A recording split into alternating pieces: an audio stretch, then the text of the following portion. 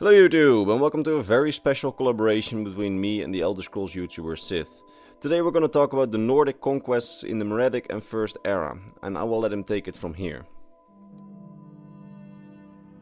King Vrog the Gifted began the expansion that led to the First Empire of the Nords. Within a span of 50 years, Skyrim ruled all of northern Tamriel, including most of present-day High Rock, a deep stretch of the Nibelheim Valley, and the whole of mainland Morrowind. Nordic culture has been ground zero for most of the peculiar events that surround the first era of Tamrielic history. It has subsequently empowered and legitimized the race of Atmorans and Nords, shaping them into a much more formidable force than the reputation they initially harbored amongst the remaining cultures of Tamriel. Most, if not even all of Skyrim's neighboring provinces, were greatly in the dark about just how brutally efficient Ysgramor's dynasty was, and even if kingdoms knew about their barbarous behavior, they couldn't have predicted the bold nature of a particular military campaign, the Skyrim conquests.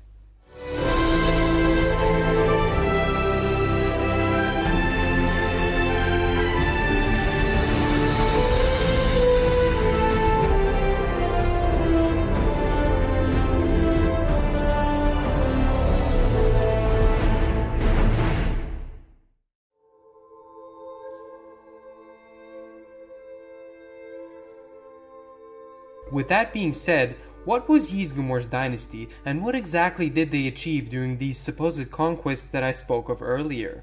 Well, Ysgramor's dynasty was formed shortly after Ysgramor and his surviving sons fled from the incinerated city of Sarthal after its sacking. Their supposed lust for revenge led them back to the shores of Eastmarch, wreaking a foul and unstoppable sense of vengeance upon the indigenous Falmer kingdom that inhabited Skyrim's frigid corners.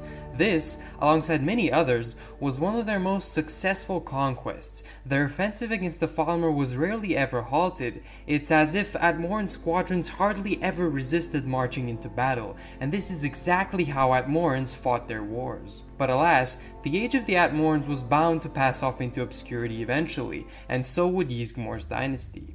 But before Ysgramor's bloodline was fully thinned, his successors had bolstered plans to erect an empire capable of seizing entire provinces, and this plan would start with the formation of the first human empire on Tamriel, or what Nordic kings would like it to be known as, the First Empire of the Nords. I won't go into full detail about the structural and political foundation of this empire, but it mirrors that of the upcoming empires that drew inspiration from its Nordic counterparts.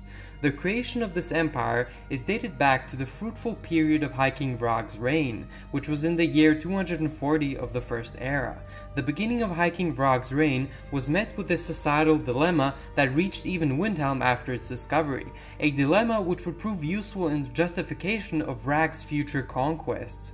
A group of stray Nordic hunters encountered a settlement of Proto-Breton Man Murray near the borders of the Reach, and these were indeed Bretons, a bred mix of Aldmer and Nidic blood.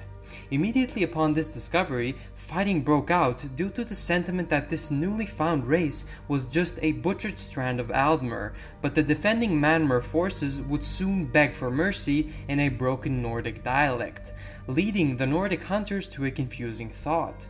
A thought which eventually found its way back to High King Vrog the Gifted. Vrog would come to his own subjective conclusion that these were long-lost remnants of Sarthal who, through decades of breeding with the Dareni hegemony Altmer, formed a prototype race harboring traits of both men and mer. Now, the validity of this claim is plausible, but these Manwar were most likely the product of needs intertwining their genetics with the Altmer of High Rock, not the other way around. Regardless, High King Vrog sought to rid his separated kinsmen from the tyrannical and feudalistic grasp of the neighboring Altmer. Since most of the viewers have already caught on to what Vrog wanted to achieve with this ludicrous theory, I'll gladly point out how naive and prone former Atmorans were. Their hostile affinity towards all things elven would be their rise and simultaneous downfall. Although bigoted and bold, the Nordic Empire dared not to completely anger their Nidic allies from the Elysian Slave Rebellion, which resulted in an indefinite truce of sorts. All of the aforementioned advances are what reflected High King Vrog's political finesse, because he made sure to effectively unite both events hand in hand. The Nordic Empire he created was formed for the sole reason of acting as a backbone for the colossal conquests he was hopeful of launching. Unfortunately for the first Nordic Empire of Skyrim, High King Vrog and his successors were struck with a multitude of internal strifes, and Imperial knowledge will delve further into the political complexity that befell their mighty empire during and after the Skyrim conquests. After Vrog's conquest of High Rock, the Nordic Empire started to officially recognize small towns across the province where the soldiers and mercenaries had made their home as official parts of the Nordic Empire. This is where the origin of many cities in High Rock lie. For example, the great city-state of Daggerfall started out as one of these small military communities and is now one of the most influential and powerful cities of Tamriel, hundreds of years later. When the Empire had stabilized a bit, the land-owning lords in the east of Skyrim also wanted to expand their territory, which resulted in the forces of the Empire mounting a large-scale invasion of Morrowind.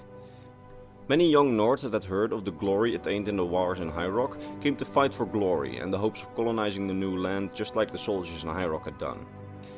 The armies of the Nords invaded eastern Morrowind and slowly pushed past the local forces until they had control of most of mainland Morrowind, standing at the border with Blackmarsh. This conquest didn't go as smoothly as the conquest of High Rock, as the Chimer and Dwemer armies that they faced fought fiercely against them. However, internal strife among the Chimer clans and both the Dwemer and the Chimer's unwillingness to cooperate with each other against a mutual enemy resulted in the Nords being able to push over their disunited forces. Some Chimer tribes even fought alongside the Nords in hopes of destroying their rival tribes, and thus the Nords only faced bitter but very uncoordinated resistance. The only place that the Nords could never quite conquer was Vardenfell, which was controlled by a united Dwemer force which managed to repel the Nordic attacks. After the successful conquest of mainland Morrowind, another invasion was being prepared, this time to expand the holds of the south. However, to the south were only the Yarrel Mountains and snowy regions. A very unattractive piece of land, which the Jarls of the south decided wasn't really worth fighting for. However, when to the south Queen Alessia heard of the Nordic Empire's wish for expansion, she requested aid in their struggle against the Aelids. In return, the Nordic Empire would gain large portions of land in the Nibene region, once the Aelid Empire was defeated by their combined forces. This resulted in the High King sending large amounts of troops to fight side by side with the Alessian slave rebellion, and help them establish the Alessian Empire and tighten their alliance with the Alessians overall. When King Vrog died after many successful conquests, he was succeeded by High King Galir. Galir wanted to continue the legacy and conquer more territory, however there wasn't really much left to conquer. So he turned his eyes to the underground Dwemer city-states in Skyrim, which never had quite bowed to the rule of the Nords. These city-states were at this point very much weakened due to the bloody Ethereum Wars, a large-scale civil war among the Dwemer which had raged prior underground. Galir used this moment of weakness in the Dwemer to crush the city-states and incorporate them into the Empire as well. Other than this, Galir didn't really do anything other than just stabilize the Empire and tighten the Nordic grip on the provinces. After a relatively peaceful reign, he eventually died and at some point was succeeded by High King Borgas. Borgas faced a lot of trouble in High Rock, as the Durrani hegemony had been trying to retake High Rock.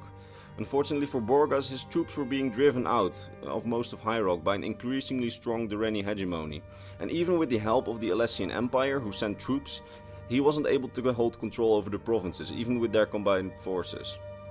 After this, Borgas tried to strengthen the alliance with the Alessian Empire to basically avert another province loss like High Rock, and he tried to do so by adapting the Alessian pantheon of the 8 divines and outlawing all other divine pantheons, including the Nordic pantheon which was native in his empire. He also wanted to attack Valenwood together with the Alessian Empire after Valenwood backed out of a trade agreement with the Alessians. However, this turned out to be a very bad idea, as when he was in Cyrodiil for negotiations with the Alessians, he was assassinated by Bosmer during the Wild Hunt, which was activated in order to kill him so the war could be prevented. Unfortunately, Borgas did not have any heirs, and the mood of Jarls basically failed to appoint a new king. And this caused for the first Skyrim Civil War, the War of Succession, a period of long infighting between the Jarls that was fought for several years without mercy, even raiding other cities within Skyrim like Windhelm, the heart of the Empire, which was raided at some point during this war. This period of instability was used by the conquered people to free themselves. The Reach quickly fell to the Durrani hegemony, Morrowind was lost when the Khmer war chief Induril Nerevar and Dwemer King Dumak united to drive out the Nordic forces out of their land, and the Nibene region declared independence as a merchant state. Meanwhile, Skyrim's civil war continued, and there was no way for them to hold on to the provinces since they couldn't even hold on to their own land. And there wasn't really much left of Skyrim's former glory after this War of Succession. Years later, Skyrim would get reunited under High King Olaf, One-Eye, who had conquered all of Skyrim and crowned himself High King. He used this position to then conquer back the Reach, but further than the Reach he would never really come with his conquest, as the days of the great Nordic Empire were numbered. And that's the story of the Skyrim conquests and the Nordic Empire. I hope you enjoyed it, and if you did, consider watching some of my other lore videos or consider visiting Sith's channel, who makes awesome lore videos as well. That said, I wish to thank Mr. Sith for being willing to collaborate with me. Collaborations are always fun to do, especially when it's someone who's very awesome and that you actually watch yourself. So, thank you Sith for this opportunity, and thank you for helping me edit this video. With that being said, I'm grateful for the opportunity that I've been given to appear on this channel, and I hope you all enjoy the cinematic footage of the various battles that appeared throughout the video. They took me quite long to film, but I still enjoyed filming them nonetheless. That said, we will hopefully see you in another one of our videos, and until then, bye bye.